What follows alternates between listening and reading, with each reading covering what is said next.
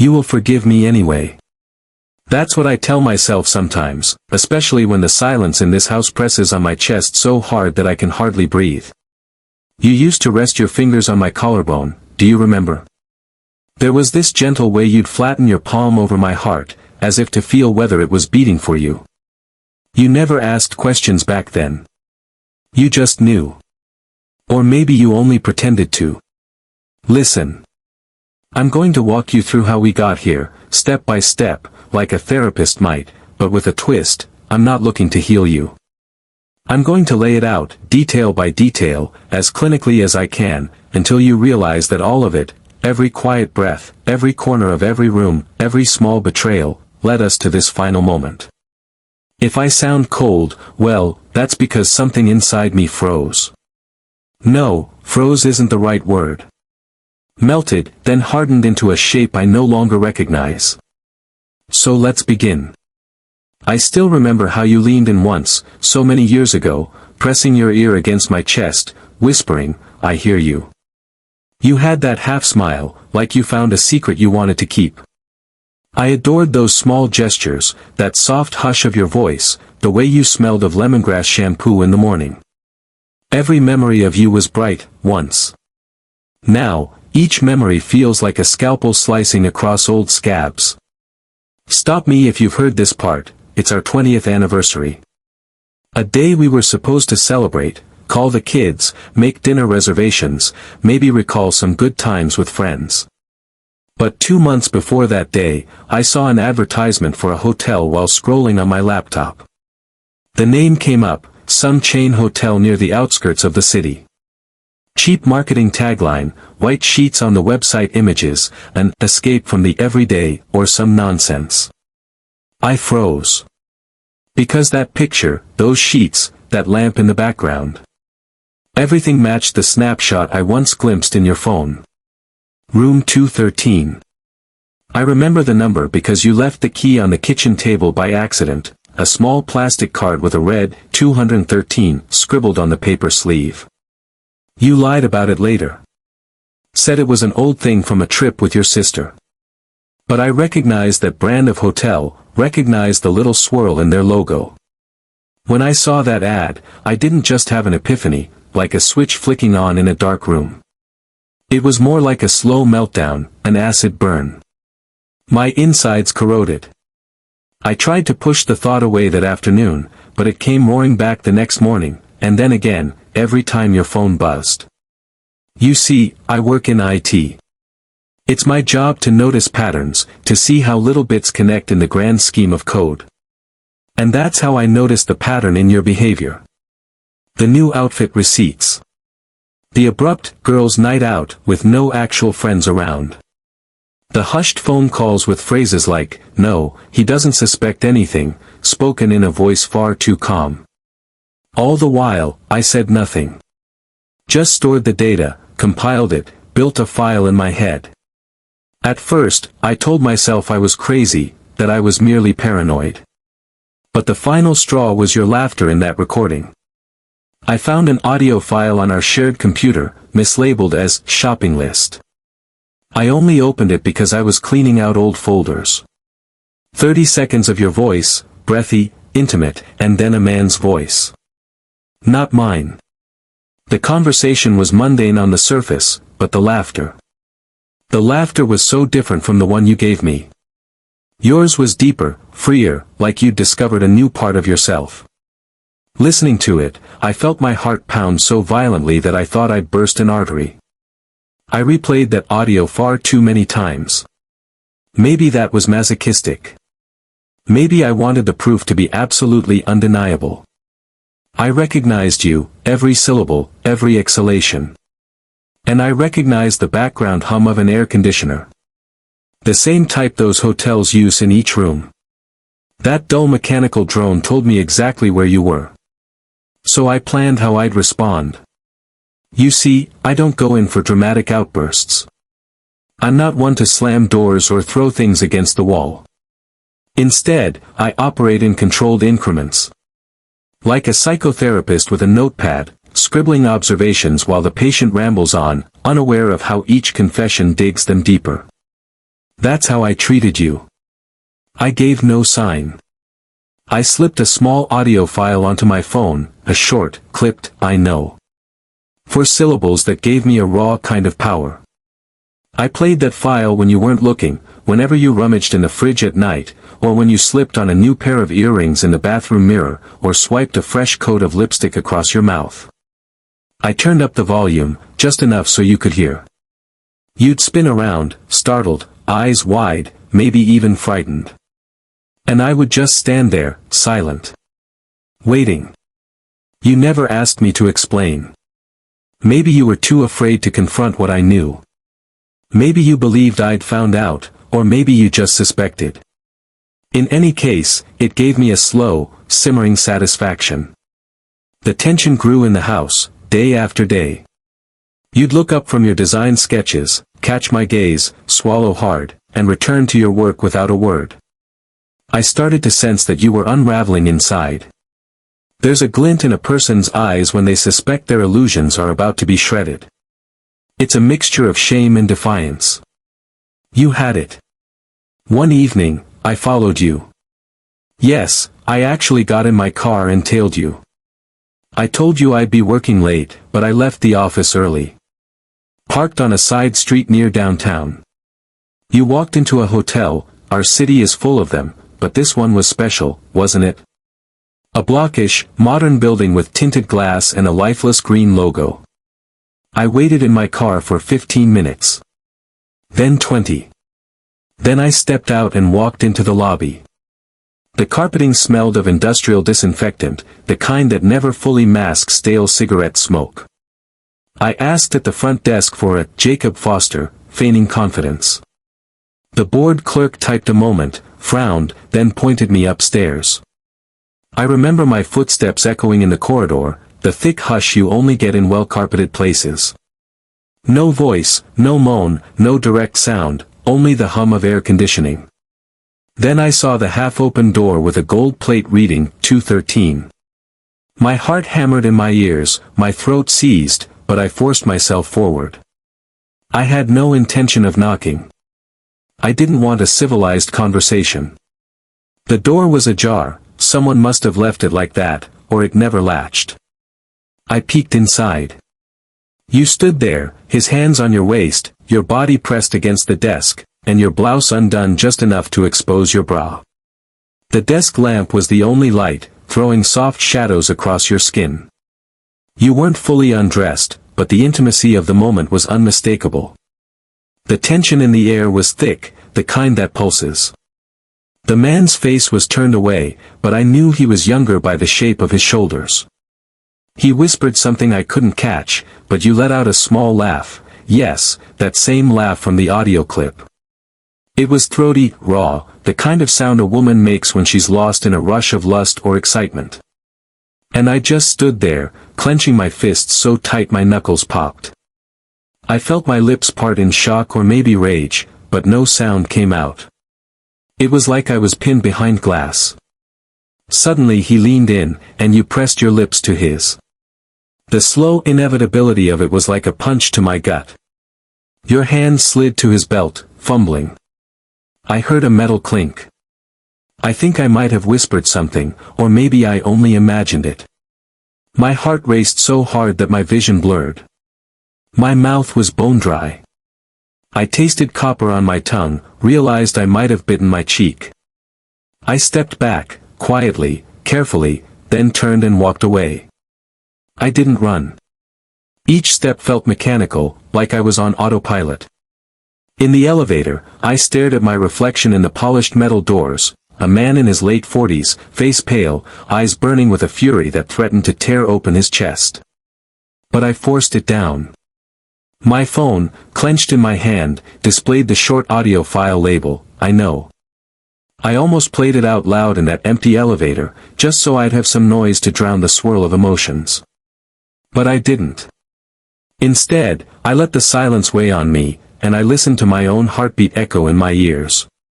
You see, that was the moment I realized I wasn't going to confront you in some messy spectacle. I wasn't going to crash through that door, fist swinging, or drag you out by the hair. That's not my style. Instead, I was going to let this play out. I wanted to watch you squirm. I wanted to savor your guilt.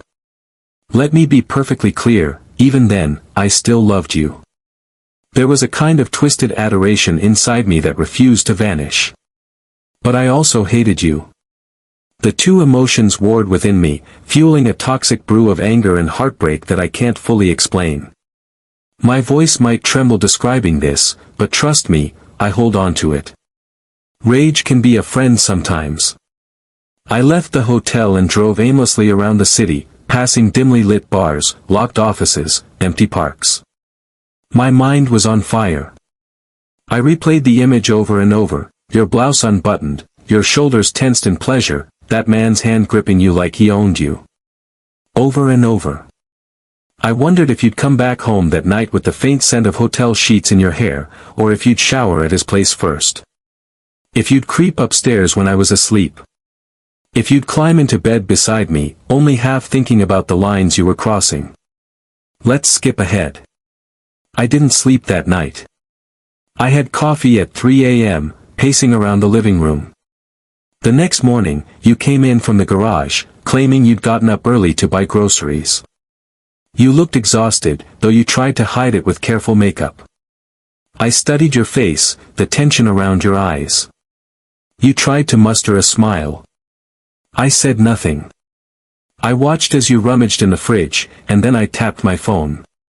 That short audio file rang out in the stillness, I know. Your entire body jerked. The milk carton nearly slipped from your hand. John, you said, turning, but your voice was all wobbly. What was that? I just shrugged. Gave you this half-smirk, like a shrink whose patient just revealed something scandalous. You heard me, I said. Then I left the room. That was enough to set your nerves on edge for days. You want to know how it escalated? Let's talk about the lead-up to our 20th anniversary. The kids were off at college, so the house was ours alone. Plenty of silence for suspicion to grow. I began dropping hints, small references about hotels, or advertisements, or 213. Little triggers to watch you flinch. It was almost surgical, the way I probed your reactions. Meanwhile, you grew more paranoid, more distant. You'd stare out the window as if expecting something or someone. Probably that lover of yours, or maybe you expected me to snap. And then came the final confrontation. By then, you must have sensed that your affair was doomed to be discovered if it wasn't already. You moved around the house like a ghost, your eyes dull, your gestures stiff. That morning of our anniversary, we didn't even exchange pleasantries. No happy 20th, no hugs, nothing. I cooked eggs. You pretended to check your phone. My mind was racing with everything I'd planned to do. Because I had a piece of paper, yes, a simple slip, but a weapon all the same. At the top, it had your name. Below that, one sentence, yes, I betrayed you. A confession, typed out by me. I left a blank line for your signature. I waited until after lunch. Then I found you in the living room, staring absently at some design sketches. I set the paper on the coffee table in front of you. You blinked at it, then looked at me. That's when I started talking, low and methodical. Eleanor, I said. I've been patient. I've watched you sneaking around with your lover. I've listened to your little secrets. And I know everything. I know about the rooms, the phone calls, the excuses. I know you think I'm going to explode and leave you. But I'm not. I'm staying. I'm staying because I want to see exactly how you handle the guilt that's eating you alive. Now, take that pen. Sign the truth. Go on. Write it down. Admit it. Your hand trembled, your face pale. For a moment, I thought you might defy me, might fling the paper to the ground and storm out. But you didn't. You reached for that pen like it was a hot poker, and you scrawled your name beneath that single sentence. Then you stared at me with tears brimming in your eyes. You swallowed, opened your mouth, but no words came. I leaned in and kissed your hand, a mockery of gentleness that must have made your stomach twist. Then I turned and walked away. That night, I slept on the couch. My mind wouldn't stop reeling. I felt a pit in my gut, a kind of swirling emptiness. Now you'd admitted your betrayal, but I didn't feel the surge of triumph I expected. Instead, I felt something hollow, something that told me I was losing a part of myself. But I didn't back down. I pressed forward. Over the next days, I kept that signed paper tucked between the pages of our old family Bible, right where we once kept our wedding vow text. The irony tasted bitter, but I swallowed it anyway. You see, I had always believed that if you chain a person with their own guilt, they'll eventually break. And that was my plan for you. I wanted to watch, day after day, as you navigated life knowing that I had your confession in my back pocket. A simple slip of paper, but loaded with immeasurable weight. I watched you move around the house like you were caged. Sometimes you tried to make small talk, asked if I wanted coffee or if I needed anything from the store. I'd respond politely, curtly, ignoring the bigger conversation. And each time, I saw a flicker of pain in your eyes. You were paying for your betrayal, and I was orchestrating it. But then something shifted in me. Maybe it was a few weeks later, or a month, I'm not certain. The timeline blurs. The days turned into an endless repetition, me quietly fuming, you quietly suffering, the house filling with unsaid words. The man you'd slept with, your lover, seemed to have vanished. Maybe you cut it off or he got bored, I don't know. But the problem was, I still loved you. After everything, after all my petty torments, there was a part of me that couldn't let go. I caught a glimpse of you late one night, standing by the kitchen sink.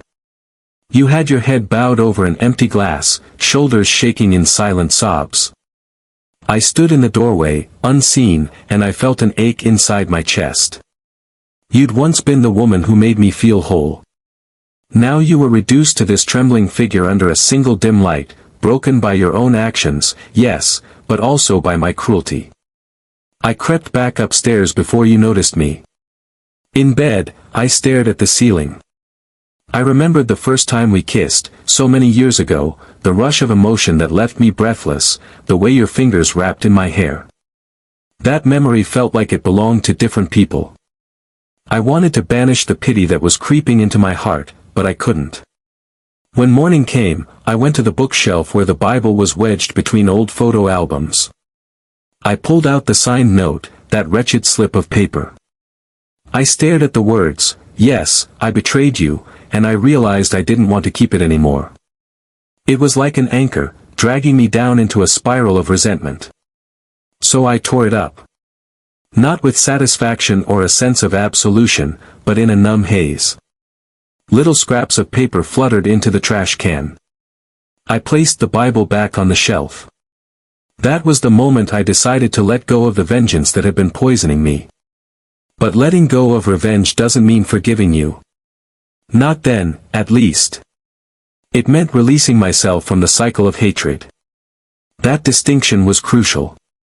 I didn't show you the torn pieces. I just left them there under some coffee grounds. You never looked in that trash can. Maybe you were too consumed by your own guilt. The next day, I didn't tap my phone to play "I Know" when you walked in. I simply let the day pass. That evening, you approached me in the living room. You looked hesitant, as though you expected me to lash out. Instead, I just watched you, eyes half-lidded with exhaustion. Your voice trembled. "John," you began. I wanted to say. I held up a hand. "Don't," I said softly, but the softness had a rasp behind it. My voice threatened to break, but I forged on. "Not now. Maybe not ever." You blinked rapidly, tears forming. "But, I can't live like this." I let out a slow exhale. "You chose this. That was your decision. Mine was to stay. So here we are."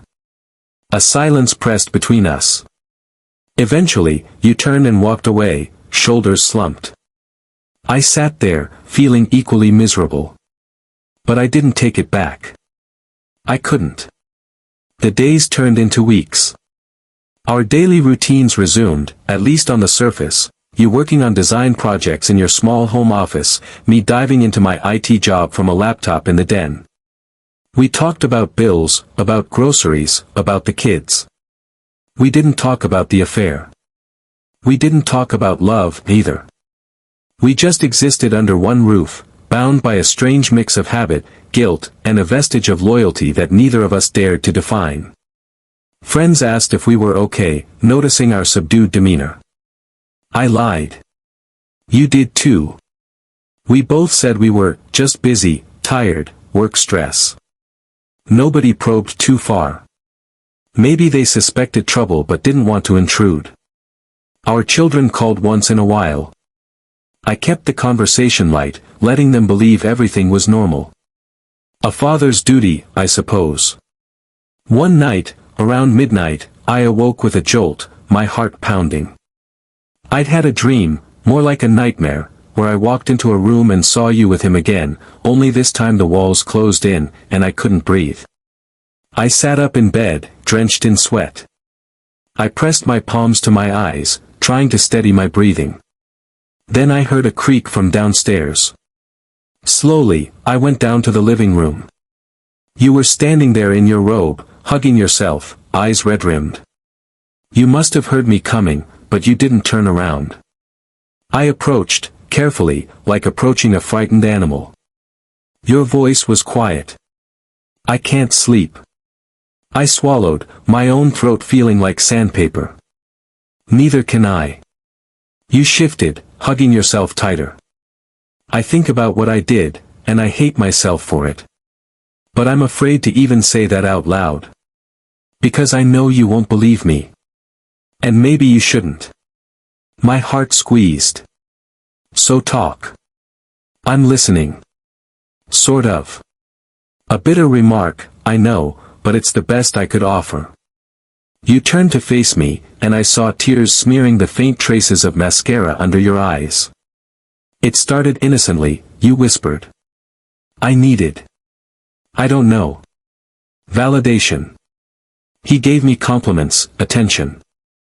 I felt desirable again. And it spun out of control.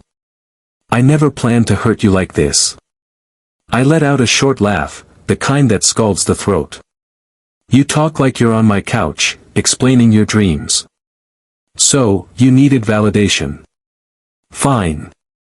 People need a lot of things.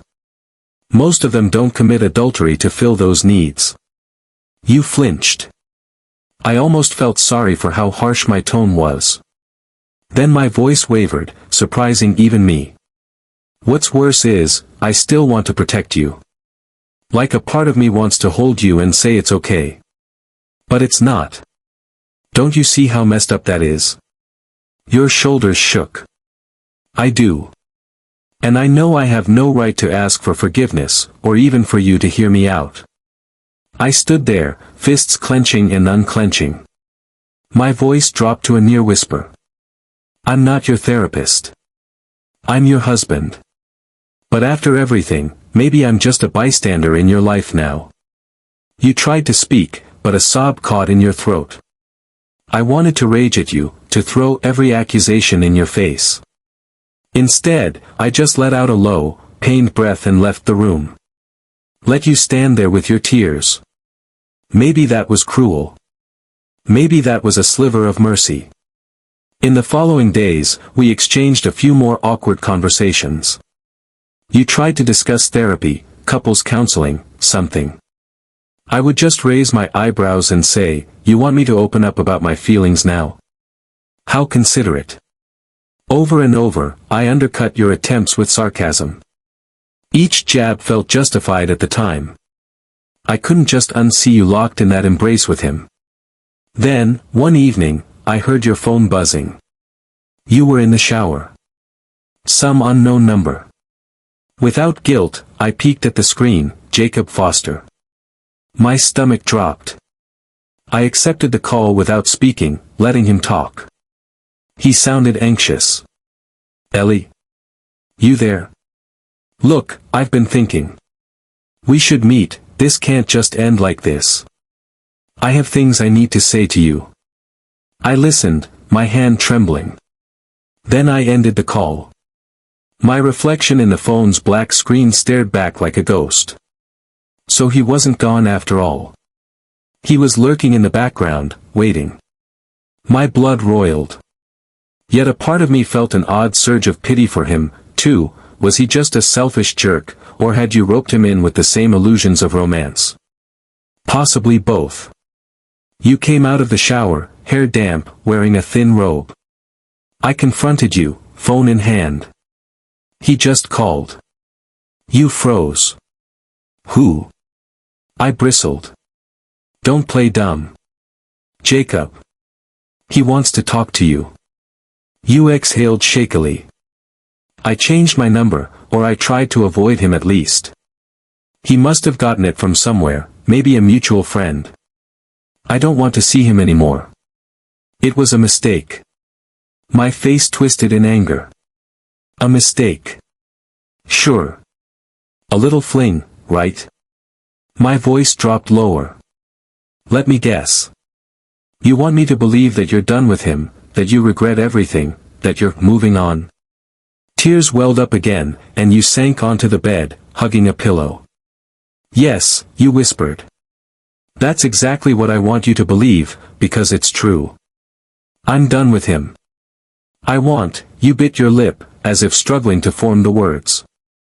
I want us back. A savage laugh erupted from me, sharper than I intended. Us? There is no us. Just a broken shell of a marriage. You want to pretend you can glue it all back together. My voice caught, and I had to swallow hard before I could continue. What if I can't look at you without picturing the two of you together? You drew in a ragged breath. I deserve that. I can't force you to unsee anything. All I can do is say I'm sorry and live with the consequences. I shook my head, turning away. My heart was pounding, my fists clenched so tight that my nails dug into my palms. I was 2 steps from telling you to get out, that I'd had enough. But something stopped me, the same twisted loyalty that kept me from filing for divorce. So instead, I just left the room, feeling like my own anger was going to devour me. The next day, I found you in the backyard, quietly watering the small garden. The sky was overcast, a typical gray. You were wearing old jeans and a sweatshirt, hair tied back. You hardly looked like the elegant woman I once knew. Yet there was a certain vulnerability in the way you leaned down to touch the leaves of a basil plant, as if grateful it was still alive. I stood at the threshold of the patio, hands shoved in my pockets. Hey, I said eventually. You turned, startled, water sloshing out of the can. I have something to say. My voice sounded calmer than I felt. You nodded, staying silent. I continued, I'm not going to talk to that guy for you. If he calls again, I'll block him. But this, whatever we have left, it doesn't get fixed with an apology or a phone call. Your eyes flickered with hope, or maybe desperation. I know. This is just me telling you that I haven't thrown all your stuff on the lawn or changed the locks, I said. But if you think that means I'm over it, you're wrong. Part of me is stuck in that goddamn hallway, looking at you with him. Maybe I'll never leave that place. But for now, I'm staying under the same roof. Because, I paused, the words lodging in my throat. Because I spent too many years building this life to toss it. And maybe a shred of me wants to see if you can earn back what you destroyed. You set the watering can down and turned the spigot off. Then you faced me. Your expression was raw. I'll do anything, you whispered. I wanted to sneer at how cliché that sounded. Yet the quiet sincerity of your voice caught me off guard. My mouth opened and closed, searching for something to say, but I found nothing. So I gave you a curt nod and walked back inside, leaving you there in the chilly air. If that were the end, it'd be too neat. We'd have a tense standoff, then eventually find some half-resolution. But life isn't that clean. Jacob tried calling you again, and again, he left voicemails you ignored. At some point, you told me he was showing up at your office. That's when I confronted him for the first and only time, outside your building. I'd been sitting in my car, waiting. Sure enough, he arrived, a tall, younger man with a confident stride, wearing a sleek jacket. He looked around like he owned the sidewalk. I stepped out of my car and strode up, my footsteps echoing in the crisp air. He turned, saw me, recognized me from your occasional social media photos, perhaps. He tensed. "Mr. Hampton," he said, a cautious note in his voice. I stopped a few feet away. "You want to keep seeing her?" He blinked. "Look, it's not your business." "It is my business," I cut him off, my tone cold as stone. "You think you can waltz into our marriage, have your fun, then keep haunting her like a ghost? She doesn't want you around anymore. Do I make myself clear?" He squared his shoulders, eyes narrowing. "I care about her. I'm not some random fling." My laugh was low, dripping with cynicism. "That's exactly what you are. She sees it now. Maybe that stings your ego, but she chose me." The words tasted bitter, but I spat them out anyway. He shook his head. "I don't think you understand. She was unhappy with you. She needed more." My temper boiled. I took a step closer, fists clenched. "You think you know her needs? You think you're some savior? Let me be your therapist for a moment. You saw a married woman, older, maybe in a rough patch, and you pounced. That's your style, right? Sweep in, show some attention, get what you want.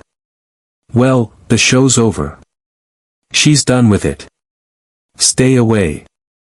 He opened his mouth, probably to argue, but I glared hard enough that he paused. Then I said quietly, "If you contact her again, I won't be so polite next time." For a moment, I thought he might challenge me, maybe try to be heroic. But he must have seen the coiled rage in my stance. He just gave me a final glare, then turned and walked away, shoulders stiff. I watched him go, my pulse hammering. I wanted to hate him, but part of me hated myself more. Why? Because a small voice inside me said if I'd given you the attention you craved, he'd never have existed in your life. That's the kind of guilt that erodes a man.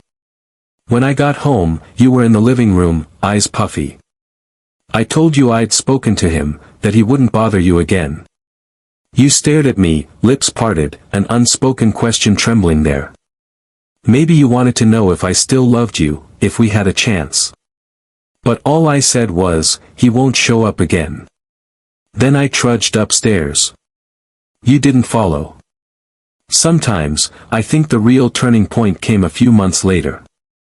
We were in the kitchen on a drab Saturday morning. We hardly spoke. I was rinsing dishes, you were wiping the counter.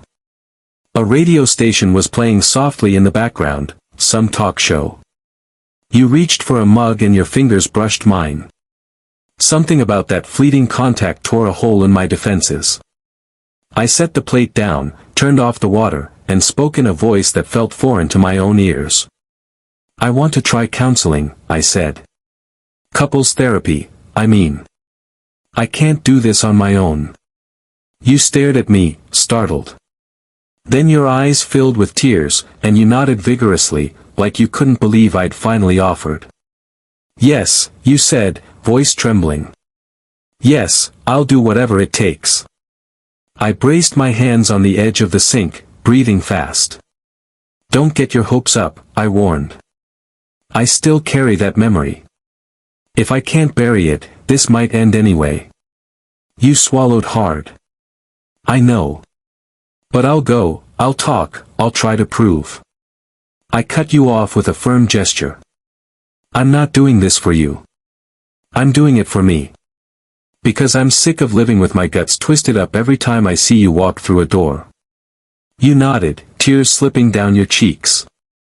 Then you reached out, touching my arm gently. This time, I didn't pull away. I let the warmth of your hand bleed into my skin for a second, long enough to remember how once, long ago, we were happy. Therapy wasn't a quick fix. We sat in a cramped office with pastel walls, across from a middle-aged therapist who asked all the standard questions. How did this affair start? How did it make you feel? I gave curt answers. You cried more than you spoke.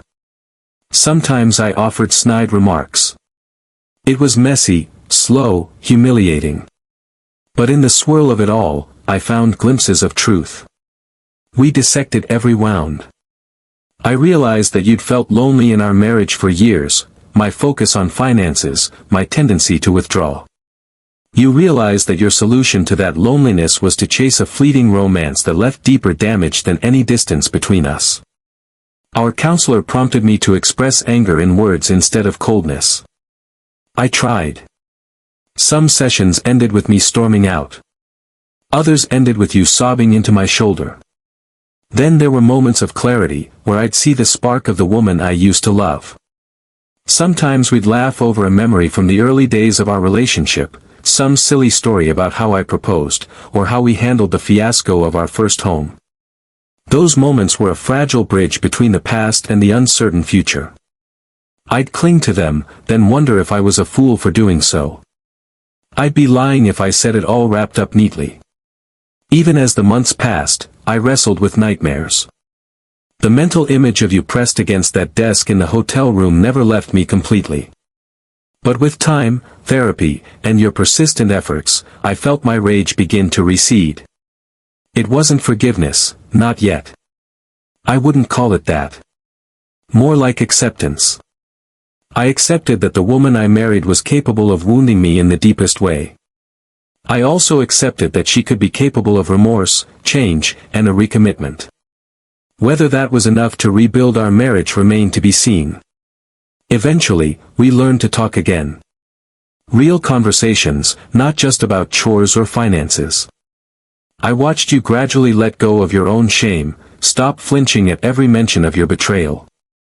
I stayed, day after day. For the first time, we began to truly hear each other. There were setbacks, triggers that set me off, phone calls I didn't trust, nights where you'd look at me and see only condemnation. But each time, we dug in. We argued, we cried, we repeated the same damn lines. We inched forward. I remember a specific evening. We were in the living room, the lamp casting a warm glow over the worn furniture. I picked up a photo album, one from when the kids were small. You sat beside me, hesitant but curious. We flipped through pictures of the two of us, younger, eyes bright with possibility. I lingered on a shot of you hugging me from behind, both of us grinning like idiots at the camera.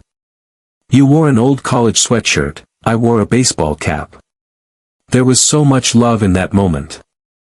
As I studied that photo, my chest tightened with a bittersweet ache. Then, I felt your hand slip onto mine. Your fingers laced through, tentative. I felt the pull of old resentments, but something deeper, too, something that felt like the seed of renewal. My throat constricted, and I said in a quiet tone, we were happy then. You nodded, eyes glistening. Yeah, we were. We sat there, the album open on our laps, the hush of the house surrounding us. Outside, a breeze rustled the trees. Inside, the tension that had ruled us for months lifted a little. Not gone, but lighter. I leaned my head back against the couch, closed my eyes. For the first time in a long while, I didn't see you in that hotel. I saw you as the woman I married, the woman who once pressed her ear to my chest to hear if my heart beat for her. I exhaled, and a whisper escaped my lips, I miss us. Your grip tightened on my hand. You didn't try to speak. Maybe that was best. We let the silence envelop us, though it felt like a gentler silence than before. No longer a punishment. More like a fragile peace. Time doesn't heal wounds automatically. But it can dull the edges. In the months that followed, we navigated a complicated path. You found new ways to show me you cared, surprising me with small gestures, cooking my favorite meals, leaving handwritten notes on my desk that said, "I'm grateful for you." At first, I scoffed at them, or threw them away unread. Slowly, though, I began saving them in a drawer. It was a shaky process, full of stumbling steps and uncertain glances.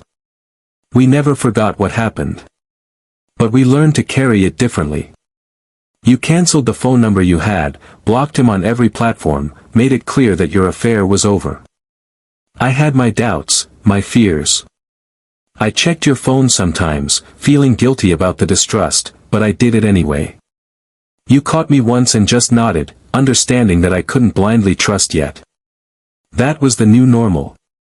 One day, out of nowhere, you approached me with an envelope. You looked nervous. Inside was a certificate for a short trip, just a local weekend getaway at a small lakeside cabin. You said, "I want us to try starting over, even if it's just for a weekend." I hesitated, my guard instantly shooting up. The idea of a hotel still made me shiver with memory. But this was a different place, different circumstance. After a long pause, I nodded. I wanted to see if we could breathe in a new environment, away from the echoes of these walls. We went. We spent 2 days by the lake. The cabin was rustic, wooden floors, a stone fireplace, a wide porch overlooking still water. We brought groceries, cooked simple meals. We walked along the shore in comfortable silence. That first night, we sat under the stars, each lost in our own thoughts. Then, you turned to me. "I'm not looking for your forgiveness yet," you said, your voice wavering. "I just want you to know how sorry I am. Truly. And how much I need you. That's all." A lump formed in my throat. I looked at you, seeing the flicker of moonlight in your eyes. I thought about how many times I'd been on the brink of leaving. How many times I wanted to lash out in vengeance. And how I still, despite everything, felt drawn to you. I swallowed. My voice trembled. "I hear you." It wasn't a grand declaration of forgiveness or love. But it was honest. You nodded, tears glimmering on your cheeks. We sat quietly after that, listening to the crickets. For once, I felt no need to speak further. My anger was no longer a boiling wave threatening to drown me, it was more like a low tide, receding, though sure to return in smaller ways. Over time, and by time, I mean many months, maybe even a year, those waves became less frequent. We kept attending therapy sessions. We started sharing some affectionate gestures, a touch on the shoulder, a gentle back rub after a tough day, a spontaneous hug when one of us was upset. Each moment felt like a small victory, a reclaimed territory in the war for our marriage. There were relapses, heated arguments. But we fought them out honestly, no more silent sabotage. Eventually, I moved back into our bedroom. It was my decision, and you looked almost shocked when I brought my pillows in from the couch. That first night, we lay side by side, not touching, but breathing the same air. It felt monumental. We didn't make love, not that night. That came much later, in a moment of tender vulnerability that neither of us tried to force. When it did happen, it wasn't fireworks, it was slow, cautious, filled with tears on both sides. After, we lay there, arms wrapped around each other as though we were clinging to a lifeline. Maybe we were. I'd be lying if I said the anger never resurfaces. I still get flashes of it sometimes, a stray thought, a random trigger, a scene in a movie that mirrors our story. In those moments, I see red. I want to remind you of everything you did, demand an explanation for the 100th time. But I've learned to talk to you about it instead of punishing you. And you've learned to meet me in that raw place with empathy, without making excuses. That's how we survive. So here we are, months after your betrayal. When I look at you, I no longer see only the memory of that hotel room. I see a complicated woman with regret in her eyes, a longing to mend what she broke, and a willingness to stand by me through the repercussions. I can't say I fully trust you, but I trust your intention to be here, to do the work. And that intention is enough for me to keep trying. One evening, I went to the bookshelf and found the Bible again. The slip of paper was gone, of course, shredded months ago. But I recalled how it once held your written confession. Instead, I found an old pressed flower, a rose petal from our wedding day, stuck between the pages. I brushed my fingers over it, remembering the vow we made all those years ago. It felt like a quiet echo of who we used to be, and maybe who we still could be, in some form. That's when I understood, maybe real love isn't about never feeling betrayal.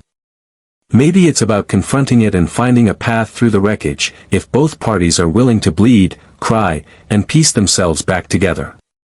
I realized I still wanted you. Not the perfect version of you, but the real you, flaws and guilt included. And I wanted to be the man who could accept that reality without losing himself. As for revenge, that beast slunk away into the shadows. I no longer needed it. I found something more powerful than vengeance, the resolve to heal, to see if there was still enough life in our bond to keep us afloat. Whether we succeed or fail in the long run is still uncertain. But right now, in this living room, as I watch you flipping through channels on the TV while I sip my coffee, I feel a fragile peace in my chest. A sense that, for better or worse, we're rebuilding something. You glance over, catch me staring. I expect you to flinch, but instead you give me a small, questioning smile. And for a second, I see a spark of that old warmth in your expression. My heart stirs. I return the hint of a smile. We've come a long way from that hateful silence and the short audio file echoing, I know. Am I foolish for staying? Maybe. But a part of me believes that if there's any chance at salvaging what we had, it's worth the risk. Because the truth is, despite everything, every scalding moment of betrayal, every quiet tear I shed into the darkness, I still love you. Even now, I can't fully deny it. And though you might never fully deserve a second chance, I'm learning that real love rarely fits neat definitions of deserving. So let me end this like a therapist might, but with a grin that's not entirely bitter. Each scar we carry has a story behind it. Yours and mine, they run deep. But if we keep walking this road, hesitant, occasionally stumbling, maybe we'll reach a place where those scars don't define us. A place where the memory of that hotel is just a bruise on our shared history, not an open wound. And if that day comes, maybe I'll finally be able to say out loud, I forgive you. And maybe you'll finally be able to believe it. Until then, we keep living under one roof, sharing quiet mornings and uncertain nights, trying to reassemble a marriage that once felt unbreakable. That's the reality we're facing. No illusions, no pretend absolution. Just day-by-day efforts, a fragile synergy of guilt and hope. And if you ever doubt whether I can see past the betrayal, remember, it was never about me forgiving you. It was about me saving myself from drowning in the aftermath. You will forgive me anyway, maybe you already have in some strange sense. Or maybe you never blamed me to begin with. But I blame myself, for turning a blind eye to your loneliness, for letting that distance grow. That's a responsibility I'll carry. But at least I'm not carrying your confession in a tattered slip of paper anymore. We're both lighter now, no matter how many shadows still lurk.